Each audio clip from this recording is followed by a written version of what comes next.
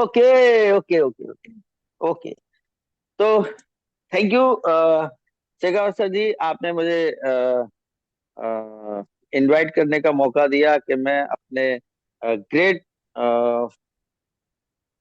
Founder mister Pramod Borate ji को invite कर सकूं, और मुझे ये सम्मान प्राप्त करने के लिए धन्यवाद शेखावत सर। और मैं अब यहाँ अपने सभी साथियों को नमस्कार करता हूँ। बहुत बहुत धन्यवाद आप लोगों का, जो आपने अपना कीमती वक्त एमएसटी ब्लॉकचेन को समझने के लिए निकाला। और अब मैं अपने को फाउंडर मिस्टर प्रमोद बोराठी जी को इनवाइट करूंगा कि हमें इसके बारे में एक एक पॉइंट, ये क्यों बनी है, कारण क्या है, गवर्नमेंट क्या क्या कर सकती है, इसमें क्या क्या ला सकते हैं, हम क्या कर सकते हैं, कॉर्पोरेट क्या कर सकते हैं, वो सारी दुनिया की चीजें जो इस पे आ सकती हैं, उसके बारे में एक बारीकी से बताएंगे। तो मैं प्रमोद जी का स्वागत करता हूँ। वेलकम प्रमोद जी, वेलकम, आपका स्वागत है। Please come on sir. Okay Pramod sir, क्या आप मेरी आवाज सुन रहे हैं? कॉल आ गया होगा राव, शायद। धन्यवाद जी। अजीत जी धन्यवाद। Okay ji, thank you sir. हाँ, और आपने आपका स्वागत है sir, please thank you continue. Thank you, आपने मुझे यहाँ बोलने का मौका दिया है, इसके लिए मैं आपका धन्यवाद करता हूँ। एक बात का, हमारा नेटवर्क 4G से लेके 5G पे कन्वर्ट हो चुका है, और आगे आने वाले कुछ समय वो 6G पे भी कन्वर्ट हो जाएगा। इस तरह से दुनिया बहुत स्पीड से चल रही है। अभी इश्यू क्या आ रहे हैं कि मार्केट में जब डेटा सेंटर्स के और एप्लीकेशंस या ऐप के जो जो बातें आती है, वहां पे बहुत सारे लूप होल्स निकलने चालू हो गए। और इसके कारण मैक्सिमम इंडस्ट्री रहेगी, या मैक्सिमम कंपनीज रहेगी, या मैक्सिमम गवर्नमेंट्स रहेंगे, ये सारे अभी ब्लॉकचेन को इसका एक उपाय के स्वरूप में देख रहे हैं। आज तक कोई भी बंदा जब ब्लॉकचेन सुनता था तो उसके दिमाग में एक ही चीज आती थी, ब्लॉकचेन यानी क्रिप्टो, और क्रिप्टो यानी ब्लॉकचेन, इसके सिवा किसी के दिमाग में कुछ नहीं आता था। लेकिन जिस तरह से गवर्नमेंट ने या इकोसिस्टम ने इसको देखा है, वो नजरिया मैं आपको जरा बताता हूं। आज की तारीख में गवर्नमेंट यानी इंडियन गवर्नमेंट इसके ऊपर बहुत ज्यादा फोकस कर रहा है। वो चाहता है कि हर एक इकोसिस्टम इस ब्लॉकचेन के ऊपर शिफ्ट हो जाए। अभी उन्होंने क्या किया, जो गवर्नमेंट है उनके अंडर एसटीपीआई डिपार्टमेंट है, software technology park of India, और ये software technology park of India की एक सिस्टर कंसर्न है जिसका नाम है एपेरी।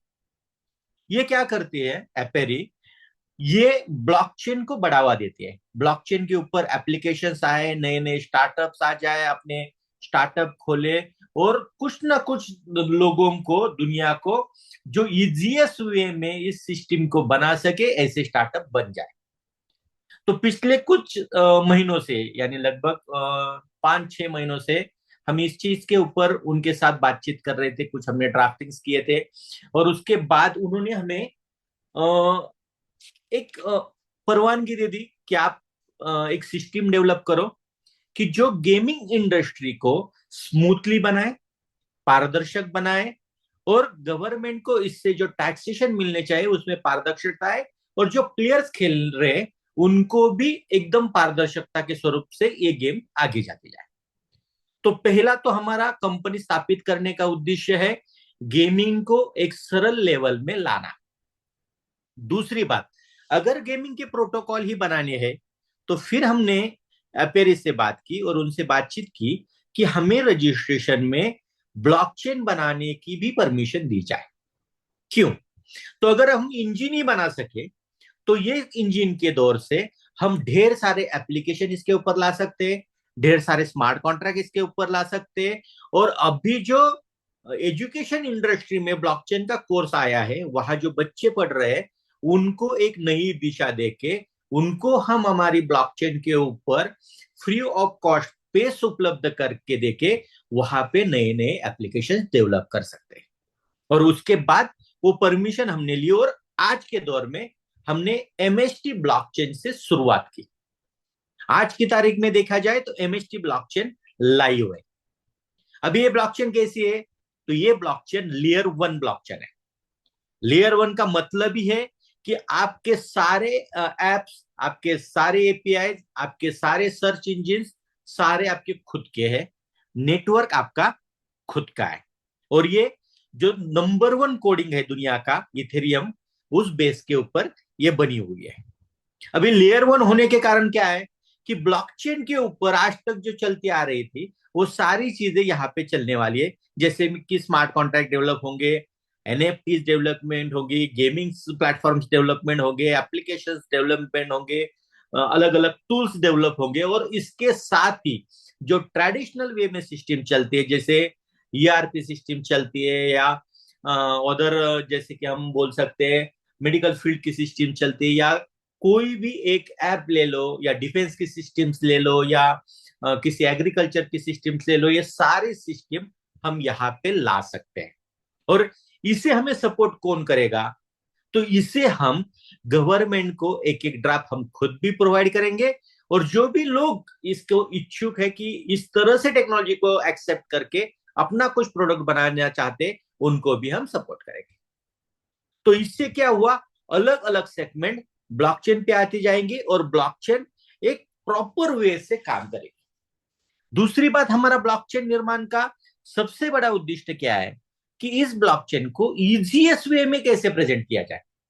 क्योंकि आज ब्लॉकचेन को यूज करने में थोड़ी सी हिचकिचाहट होती है लोगों को, लेकिन कोई भी चीज जब शुरुआत में आती है और लोगों को यूज थ्रू में आती है तो वो थोड़ी सी टफ जाती है, लेकिन जैसे जैसे उसका यूज बढ़ता जाएगा वैसे उसको उसको यूज करना आसान हो जाएगा। और ऐसा ही एक सरल प्रोटोकॉल हम डेवलप कर रहे हैं, जिसके कारण उस प्रोटोकॉल से ब्लॉकचेन, जैसे हम सोशल मीडिया प्लेटफॉर्म यूज कर रहे हैं, जैसे हम मेल यूज कर रहे हैं, उस तरह से हमें ब्लॉकचेन यूज करने में आसानी हो जाएगी। और उसी तरह से हम गेमिंग के लिए भी प्रोटोकॉल डेवलप कर रहे हैं। तो ब्लॉकचेन का उद्देश्य ये है कि इसको सारी चीजों को सरल वे में लाना है। अभी इसे गवर्नमेंट क्या सपोर्ट कर रहा है? तो एपेरी जो डिपार्टमेंट है, वो एपेरी डिपार्टमेंट हमें इस सारी चीजों के लिए बैकअप देता है। जैसे कि हमें ये सिस्टम डेवलपमेंट करने के लिए टेक्नीशियंस चाहिए, हमें लीगल टीम चाहिए, लीगल गाइडेंस चाहिए, या टैक्सेशन गाइडेंस चाहिए, या और कोई हमें ड्राफ्ट सबमिट करने या गवर्नमेंट को कुछ प्रपोजल्स देने हैं, उसमें से हमें कुछ परमिशन चाहिए, वो सारी चीजों को हेल्प करने में और हमारे ब्लॉकचेन को लीगलाइजेशन में प्रॉपरली लाने के लिए एपेरी डिपार्टमेंट हमें सपोर्ट करता है। और एपेरी डिपार्टमेंट के साथ software technology park of India, ये डिपार्टमेंट भी हमें सपोर्ट करता है, जो कि मिनिस्ट्री ऑफ इलेक्ट्रॉनिक्स के अंडर है। यानी पूरा ये सिस्टम हमें पूरे वे से सपोर्ट करता है, क्योंकि हम गवर्नमेंट के अंडर रजिस्टर्ड कंपनी है, ना कि हम प्राइवेट है। हमने एमसीए के अंडर मास्टर ट्रोक टेक्नोसॉफ्ट प्राइवेट लिमिटेड के नाम से कंपनी खोल के रखी है। अभी इसके 2 फाउंडर है, एक मेरे फ्रेंड्स है, वो फाउंडर है, और एक मैं खुद फाउंडर हूं। और इसमें गवर्नमेंट के यानी एसटीपीआई के 3% के शेयर है, क्योंकि हमें वो बढ़ावा दे रहे हैं कि आप आगे चलो और इस प्रोजेक्ट को अच्छी तरह से बनाओ। तो इस सेगमेंट से हम आगे चलते जा रहे हैं। अभी की तारीख में हमने क्या किया, ब्लॉकचेन लाइव की। ब्लॉकचेन लाइव करके बैक हैंड से हमने प्रोटोकॉल डेवलप करना चालू कर दिया।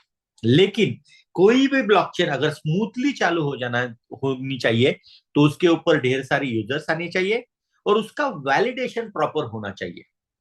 तो इसके लिए हमने नोड सेलिंग का प्रोग्राम निकाला है, और वो नोड सेलिंग का प्रोग्राम आप सब जानते हैं। और आप सब वो अगर नहीं जानते तो आपके जो यहाँ बैठे हुए अजीत सर है, शेखावत जी है, उनसे आप वो जान लीजिए। मैं आप इतना ही बोलने जाऊंगा कि ये ब्लॉकचेन का प्रोजेक्ट आने वाले से समय में भारत को जो वन नेशन वन ड्राफ्ट जैसी चीजें हैं, ऑल सेगमेंट्स है जो एक प्लेटफॉर्म पे लाने और उसमें ट्रांसपेरेंसी लानी है, वो पार्ट है। ये सारी चीजें यहां बनती जाएगी। आप अगर देखोगे तो गवर्नमेंट छोटी छोटी चीजों के ऊपर ध्यान डाल रहा है। जैसे कि आप अभी डिजी यात्रा ऐप लीजिए, डिजी यात्रा ऐप में आप हैसल फ्री इमिग्रेशन कर सकते हैं एयरपोर्ट पे। उसी ऐप में डिजी लॉकर है, जिस डिजी लॉकर में आप अपना Aadhaar card, PAN card, driving licence, ration card, सारी डॉक्यूमेंट रख सकते हैं, और उसे गवर्नमेंट ने ऑथेंटिकेट करके रखा है, और वो ऐप बना है ब्लॉकचेन के ऊपर। आज की तारीख में बड़ी बड़ी स्कूल में भी वो ऐप को प्रमोट किया जा रहा है कि आप आपके डॉक्यूमेंटेशन इसमें रखो, जिससे आपके बच्चे का एडमिशन करने में, उसके डॉक्यूमेंट संभालने में, उसका दाखला संभालने में आसानी हो जाए। इस तरह के नोटिस स्कूल की तरफ से पेरेंट्स को आने चालू हो गए। एक छोटा सा ऐप, एक छोटा सा ऐप जो ब्लॉकचेन के ऊपर बनता है, और उसके इतने सारे यूजेस होते हैं। तो दोस्तों सोचिए, अगर एक ब्लॉकचेन ही हम लेके चल रहे हैं, तो उसके ऊपर इसके जैसे कितने सारे एप्लीकेशन आ सकते हैं। मेडिकल फील्ड के एप्लीकेशन आ सकते हैं, लीगल फील्ड के एप्लीकेशन आ सकते हैं, कृषि फील्ड के एप्लीकेशन आ सकते हैं, एजुकेशन फील्ड के एप्लीकेशन आ सकते हैं, डिफेंस फील्ड के एप्लीकेशन आ सकते हैं, खरीदी बिक्री, एक्सपोर्ट इंपोर्ट, सारी चीजों के एप्लीकेशन इस सेगमेंट पे हम ला सकते हैं। दूसरी सबसे बड़ी बात क्या होती है, जो ब्लॉकचेन में स्मार्ट कॉन्ट्रैक्ट बनते हैं, वो स्मार्ट कॉन्ट्रैक्ट अपने आप में एक वैलिडेशन होते हैं। उसे किसी भी थर्ड पार्टी ऑडिट की जरूरत रहती ही नहीं है, क्योंकि उसमें जो कोडिंग लिखे होते हैं, वो कोडिंग कभी एडिट किए नहीं जाते। तो इससे क्या हो जाता है कि आगे चल के ऑथेंटिकेशन और सिक्योरिटीज ये बढ़ती जाती है। तो आज की तारीख में हम ऐसा ही प्रोडक्ट लेके आपके सामने आए हैं, जो प्रोडक्ट आने वाले कल का फ्यूचर है। और ब्लॉकचेन या आने वाले 10, 20, 25, 50 साल उसकी नीड्स चलती ही जाएंगी, ये कभी रुकने वाली है नहीं। इस ब्लॉकचेन से प्रोडक्ट ढेर सारे आएंगे, जैसे अभी हमने यहां प्रेजेंट किया है गेमोनॉमी। ये तो एक सेगमेंट है, गेम इकोनॉमी एक सेगमेंट है, ये आएगा। वैसे स्मार्ट कॉन्ट्रैक्ट आएंगे, वैसे एनएफटीज आएगी, वैसे एप्लीकेशंस आएगी, और ढेर सारी चीजें आएगी। तो मैं अभी इतना ही आपको बोलूंगा, ये शुरुआत है। आज एक स्टेज हमने स्टार्ट की है, धीरे धीरे धीरे धीरे आपको ढेर सारी चीजें देखने को मिलेंगी, और यहाँ ऐसी अपॉर्चुनिटी आपको पैदा होगी जिससे आप इस सेगमेंट के वैलिडेटर बन के ढेर सारा इनकम कर सकते हो। वो कैसे कर सकते हैं? As a proof of stake कर सकते हो, एज अ रिवॉर्ड कर सकते हो, एज अ स्टेकिंग बेनिफिट कर सकते हो, ऐसी ढेर सारी चीजों से। कितना कर सकते हो? मिनिमम 4x से लेके अनलिमिटेड कितना भी कर सकते हो। थोड़ा सा आगे चलते हैं हम, जिसमें हमें जो एक इंडस्ट्री हमने अभी प्रेजेंट की थी, गेमिंग इंडस्ट्री। वो गेमिंग इंडस्ट्री में किस तरह से गेमिंग इंडस्ट्री बढ़ रही है, और इसका आगे का प्रोग्रामिंग कैसे चल रहा है। जैसे कि अभी ये इंडस्ट्री 100 बिलियन की है, लेकिन एक्सपर्ट्स बोलते हैं 2030 तक ये इंडस्ट्री $400 बिलियन के आगे पुश होगी। और इस तरह से अगर ये गेमिंग इंडस्ट्री बढ़ रही है, आप हमारे माननीय प्रधानमंत्री जी का भाषण सुनिए। उसमें उन्होंने बार बार बोला है कि हमारे यूथ को, हमारे बिजनेसमैन को गेमिंग इंडस्ट्री के ऊपर ध्यान डालना चाहिए, कि जिसकी वजह से रोजगार की उपलब्धि हो। तो ऐसी ही इंडस्ट्री में पारदर्शिता लाने के लिए जो अभी मार्केट के कंडीशंस है, मार्केट के रेगुलेशंस है, उनको ध्यान में रखते हुए हम आगे बढ़ रहे हैं, और उसी के ऊपर एक सेगमेंट को लेके हम खुद काम कर रहे हैं। आगे चल के देखिए, अगर हम स्लाइड्स देखते हैं, तो एमएसटी ब्लॉकचेन की ग्रोथ, हमने जो पूरा गेमिंग इंडस्ट्री है उसके ऊपर 30 बिलियंस का खाली हमारा स्टेक देखा है, कि जिस तरह से हम अपनी ब्लॉकचेन को गेमिंग इंडस्ट्री में डेवलप करेंगे, गेमिंग का सेगमेंट हम डेवलप करेंगे, उसकी अगर हम 20% भी ग्रोथ पकड़ते हैं, तो वो 20% की ग्रोथ $30 बिलियन तक जा सकती है। और उसके ऊपर हर ट्रांजेक्शन के ऊपर एक बड़ा गैस फीस जनरेट होगा, और इस गैस फीस जनरेशन में अपने वैलिडेटर्स जो रोल पे करेंगे, वो सबसे बड़ा रोल होगा, क्योंकि ये सारे ट्रांजेक्शन एकदम स्मूथली करने के लिए वैलिडेटर का रोल, वैलिडेटर का जो नजरिया है, वैलिडेटर का जो रोल है, वो सबसे बढ़िया है। तो आगे चल के हम देखते हैं। ये जो मैंने अभी प्रोटोकॉल्स आपको बताए थे, ये सारे तीनों प्रोटोकॉल्स है जिसके अंडर हम गेमिंग इंडस्ट्री एकदम स्मूथली डेवलप करने जा रहे हैं। तो आगे चलते हैं। अभी सबसे बड़ी बात आती है कि कोई भी ब्लॉकचेन में वैलिडेटर क्या रोल निभाता है।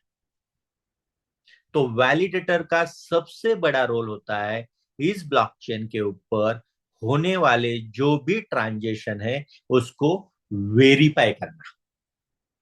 तो ये वेरीफाई करने का काम वैलिडेटर करते, और उसके बेनिफिट पे उनको क्या हो जाता है, उनको बेनिफिट्स मिलते हैं कि वो जो फी जनरेट हो रही है, जो ब्लॉकचेन में गैस फी जनरेट हो रही है, वो गैस फी का हिस्सेदार बनते हैं।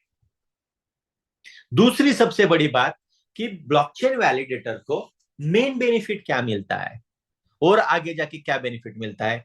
तो ब्लॉकचेन वैलिडेटर को यहाँ पे रिवॉर्ड के तौर पे जो ब्लॉकचेन का मेन कॉइन होता है, वो कॉइन कमाने की अपॉर्चुनिटी मिलती है, और वो कॉइन माइनेबल रहता है। जैसे जैसे जैसे ब्लॉकचेन चलती जाएगी, ये कॉइन माइन होते चला जाएगा, हर रोज माइन होगा और 20 साल तक माइन होगा, और वो आपको हर एक लेवल पे बेनिफिट देता जाएगा। अभी हमने जो नोड सेलिंग प्रोग्राम बनाया है, अभी किसी भी ब्लॉकचेन के लिए नोड्स वैलिडेशन होना जरूरी है। तो हमने 42 नोड्स मार्केट में निकाले 6 स्टेजेस में, और 6 स्टेजेस में ये 42 नोड्स मार्केट में आएंगे। ये काम कैसे करेंगे, तो ये सेलिंग कैसे होगी ये मैं बताता हूं। पहला सेगमेंट में 7 नोड सेल होंगे जिनकी प्राइस 7 करोड़ होगी। दूसरे सेगमेंट में 7 नोड सेल होंगे, उसकी प्राइस 14 करोड़ रहेगी। तीसरे सेगमेंट में 7 नोड सेल होंगे, उसकी प्राइस 21 करोड़ रहेगी। चौथे प्रोग्राम में 7 नोड, उसकी प्राइस 28 करोड़। फिर से 7 नोड 35 करोड़, और लास्ट के 7 नोड 70 करोड़ ईच वैल्यू से बेचे जाएंगे।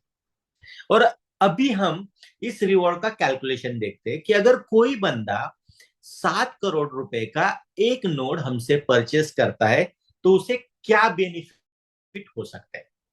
अभी कोई बंदा 7 करोड़ का एक नोट ले सकता है क्या, ले सकता है, हर के पास पैसे। और अगर नहीं भी ले सकता है तो एमएसटी ने इसके लिए एक अच्छा सुझाव और अच्छी चीज बना के रखी है कि एक नोड्स के 70,000 यूनिट्स बना के रखे, जिस यूनिट के अंदर वो एक एक यूनिट परचेस करके अपना वैलिडेशन बना भी सकता है। तो आगे देखते हैं, अगर एक एक नोड्स बाय किया जाता है तो उसके ऊपर बेनिफिट्स क्या लेंगे। तो आज की तारीख में हमारा पहला सेगमेंट, पहला जीनियसिस जो नोड है वो एक्टिव हो रहा है। उसमें अगर ब्लॉक रिवॉर्ड देखे जाए तो हर एक 3 सेकंड के ब्लॉक पे 200 रिवॉर्ड, 200 ब्लॉकचेन कॉइन्स आते हैं। पूरे 21 नोड हमने देखा कि 21 नोड एक्टिवेट है। अभी तो हमारे फिलहाल 4 ही नोड एक्टिवेट है। पूरे 21 नोड भी एक्टिवेट होने के बाद एक नोड के ऊपर जो रिवॉर्ड ईयरली कैलकुलेट होता है, जो हमारा प्राइम प्राइस है ₹1.66, उससे रिवॉर्ड कैलकुलेट होता है 16,61,89,572 का, जिसका हमने इनिशियल जो रेट है ₹1.66 उसी रेट से उसे कैलकुलेट किया है। यानी अगर आप आपके नोड बाइंग प्राइस के ऊपर उसका प्रॉफिट रेशियो देखेंगे तो नोड बाइंग की प्राइस ये माइनस करके भी आप 9 से 9.5 करोड़ रुपए की प्रॉफिट में रहते, टोटल 21 नोड एक्टिवेट होने के बाद भी। तो सोचिए अगर अभी 4 ही नोड एक्टिवेट है तो ये प्रॉफिट रेशियो आपका कहां तक जाएगा। अभी ये तो 1 साल का हो गया। अगर आप दूसरे साल में जाते हैं तो दूसरे साल में आपको इन्वेस्टमेंट तो कुछ नहीं है, नोड बाइंग तो आपने पहले साल में करके रखी है।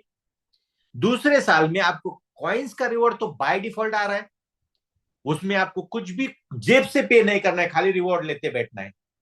और वो रिवॉर्ड की वैल्यू देखी तो फिर वो भी रिवॉर्ड की वैल्यू 16 करोड़ रुपए हो जाती है।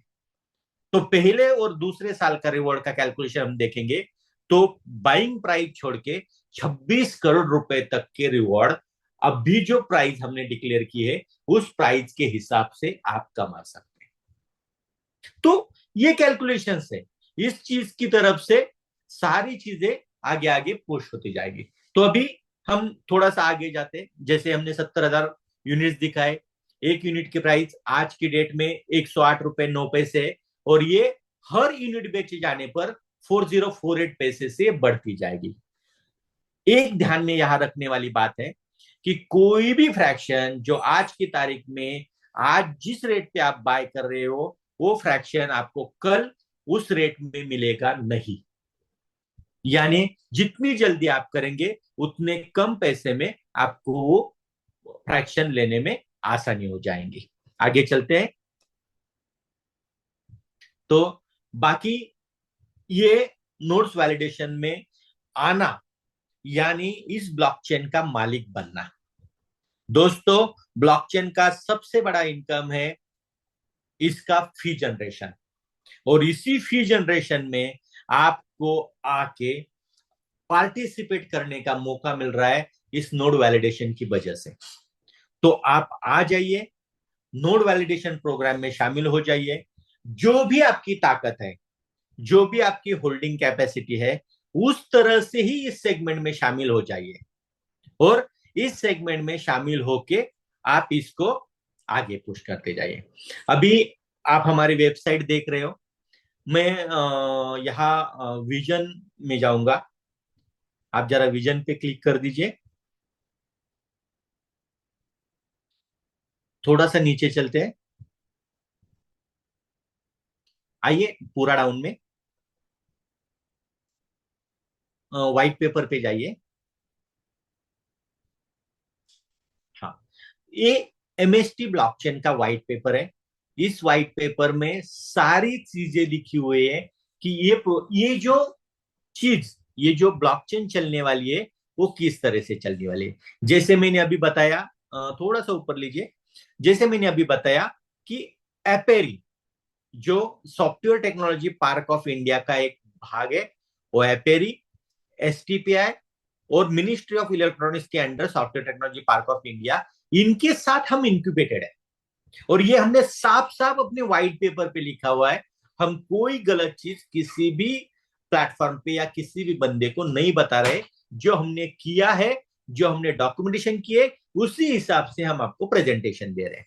आगे चल के देखिए कि ये बहुत सारी बातें इसमें, ब्लॉकचेन कैसी रहेगी, उसके सॉल्यूशंस कैसे रहेंगे, रोड मैप कैसे में होंगे, टोकोनॉमिक्स कैसे होगा, यूज केसेस होंगे, टर्म्स एंड कंडीशन, ये ढेर सारी बातें इसमें लिखी हुए। बातें करने जाएंगे तो बहुत सारा वक्त जाएगा। आप आराम से इसको अपने हिसाब से पढ़िए, समझिए। अगर कुछ दिक्कतें आती है तो आगे जाके हमारे साथ मिलिए, हम आपको इसका पूरा प्रेजेंटेशन दे देंगे और आपका हर एक प्रॉब्लम हम सॉल्व करते जाएंगे। आगे अगर आप देखेंगे तो यहाँ पे आपको बहुत सारी चीजें दिखाई देंगी। यहाँ पे अभी मैं आपको फाउंडर बॉडी जरा दिखाता हूं। जरा नीचे आइए, इसी से व्हाइट पेपर में। हाँ, यहां देखिए, ये दो लोग हैं, मिस्टर महेंद्र डोमसे जो फाउंडर एंड सीईओ है, और मिस्टर प्रमोद बोराटी एक को फाउंडर एंड डायरेक्टर है। इन दो लोगों ने एक कंपनी स्टार्ट की हुई है एपेरी के अंडर, और इसके अंदर इन दोनों के स्टेक है, साथ ही साथ में एसटीपीआई के भी 3% के स्टेक है। अभी देखिए, कोई भी कंपनी चलाने के लिए एक्सपर्टीज की जरूरत होती है, एक्सपर्ट एडवाइजरी की जरूरत होती है। मिस्टर राज कपूर जो है एक जाने माने व्यक्तिमत्व है, फाउंडर है, इंडियन ब्लॉकचेन अलायंस के चेयरमैन है, global alliance for artificial intelligence पे वो बहुत सारा स्टडी कर चुके हैं, और बहुत सारी चीजों में वो माहिर है। अगर आप उनके प्रोफाइल पे जाएंगे, उनकी प्रोफाइल चेक करेंगे तो 198 कंपनी को वो एडवाइजरी सबमिट कर रहे हैं। तो आप सोच सकते हैं ब्लॉकचेन इंडस्ट्री में उनका नॉलेज कितना होगा। मिस्टर कमलेश जी नागवरे है, ये मेंटर है एपेरी के। जिस जिस कंपनी के अंडर हम रजिस्टर हुए उसके ही ये मेंटर है, और एक फेमस ब्लॉकचेन सेलिब्रिटी है इंडिया के अंडर के। और ये नीचे अनिल मुंडे जी है, जिन्होंने ब्लॉकचेन के ऊपर पीएचडी किए हुए, और ब्लॉकचेन के ऊपर ये वन नेशन वन ड्राफ्ट का जो फ्रैक्शन का, प्रॉपर्टी फ्रैक्शन का जो एक बहुत बड़ा सेगमेंट है, ये इनके अंडर बन रहा है, एपेरी के अंडर। और अभी और भी दो लोग आने वाले हैं जो आने के बाद आपको मिलेंगे। किसी भी कंपनी को चलाने के लिए उसकी लीगल टीम मजबूत होनी जरूरी होती है। ये फैंटम लीगल टीम है जिसे हमें प्रोवाइड किया गया है। ये अपना पूरा लीगलाइजेशन ये कंपनी देखती है। इसके मेन है ईशिता शर्मा जी, ये हमें सपोर्ट करती है, और पूरा कंपनी, पूरा ब्लॉकचेन, पूरा सिस्टम किस तरह से लीगलाइजेशन में आ जाए उसके ऊपर ये देखते हैं। हमारे बैंकिंग पार्टनर्स है, कोटक बैंक है, एयू बैंक है, और इस तरह से ढेर सारे बैंक है जो हमारे बैंकिंग पार्टनर्स है। आगे चलिए। जैसे ही मैंने आपको बताया, ये कंपनी मिनिस्ट्री ऑफ कॉमर्स और इंडस्ट्री के अंडर रजिस्टर है, स्टार्टअप इंडिया के अंडर रजिस्टर है, और इंक्यूबेटेड है एपेरी, एचटीपीआई और मिनिस्ट्री ऑफ इलेक्ट्रॉनिक्स के अंडर। तो मुझे गर्व होता है बताने में कि हम एक ऐसा सेगमेंट लेके चल रही है कि जो सेगमेंट आने वाली भविष्य का एक हिस्सा है, आने वाले भविष्य की एक जरूरत है। तो मैं आज की तारीख में आपको इतना ही बोलूंगा, इस ब्लॉकचेन के साथ जुड़ जाइए, इस वैलिडेटर प्रोग्राम के साथ जुड़ जाइए। जो भी आपके दिमाग में है, जो भी आप कुछ बनाना चाह रहे हो, वो सारी चीजें लेके आप ब्लॉकचेन के ऊपर आ जाए, आप बना सकते हैं। और इसके साथ ही साथ में हम और एक बात कर रहे हैं, जो भी कॉलेजेस है, जो भी कॉलेजेस के बच्चे हैं, वो अलग अलग तरीके से अपनी आइडिया डेवलप करने चाहते हैं, उनको ऑलवेज वेलकम है। आप हमारी ब्लॉकचेन प्लेटफॉर्म पे आ जाओ, और हमारी ब्लॉकचेन प्लेटफॉर्म पे आप एप्लीकेशन डेवलप करो। उसके लिए जो भी सपोर्ट बनता है वो हम आपको करेंगे। ये एमएसटी स्कैन अपना ब्लॉकचेन का आपको फ्रेम दिख रहा है। इसमें वो सारी चीजें, ब्लॉकचेन है, टोकन्स है, एपीआईज है, एप्स है, मेन नेट है, हमारा खुद का टेस्ट नेट है, जहां पे आप ढेर सारी चीजें टेस्ट कर सकते हो।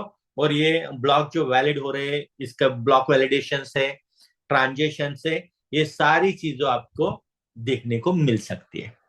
हर एक चीज लाइव है, हर एक चीज आप आपके नजर से देख सकते हो। मैं इतना ही बोलूंगा, स्टडी आप करो, अभ्यास आप करो, समझो, सोचो, और फिर आ जाओ हमारे सिस्टम में। और इस सिस्टम में आने के लिए आपको हमारा रजिस्टर फॉर्म फिलअप करना पड़ेगा, इसके केवाईसी करने पड़ेंगे, और उसके बाद आप हमारे वैलिडेटर प्रोग्राम में रजिस्टर हो सकते हो।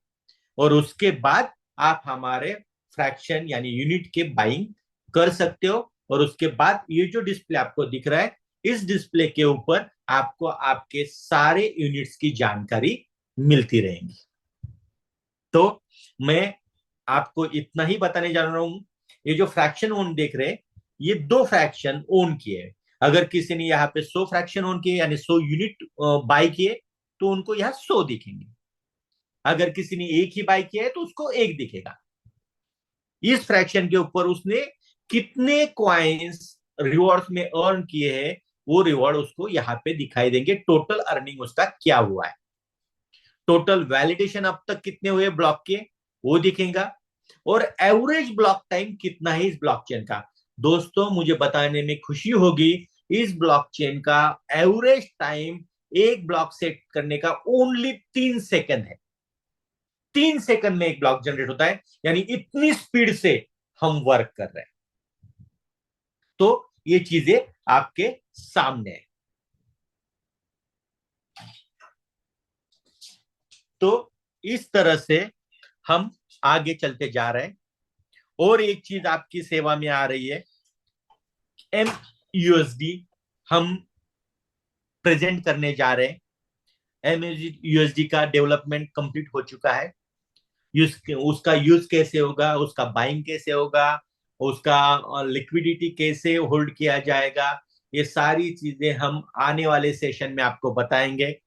बस इतना ध्यान में रखिए, हर दिन हर टाइम हर मिनट इस ब्लॉकचेन के ऊपर नई नई नई नई नई चीजें डेवलप होते जा रही है और ये डेवलप होते ही जाएंगी।